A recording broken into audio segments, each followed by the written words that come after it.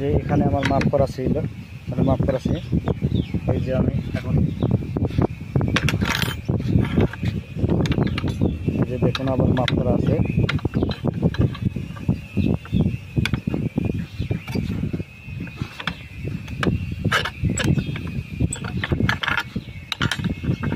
এই যে দেখুন হয়ে গেছে এক পাশে।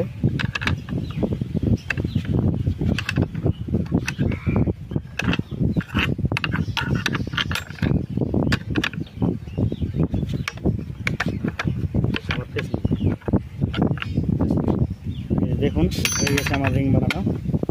যারা এইসব রিং বানাতে পারেন তাদের জন্য এই ভিডিওটা করা। দেখছেন কত সুন্দর হয়েছে রিং বানানো। তো সবাই ভালো থাকুন, সুস্থ থাকুন। আসসালামু আলাইকুম।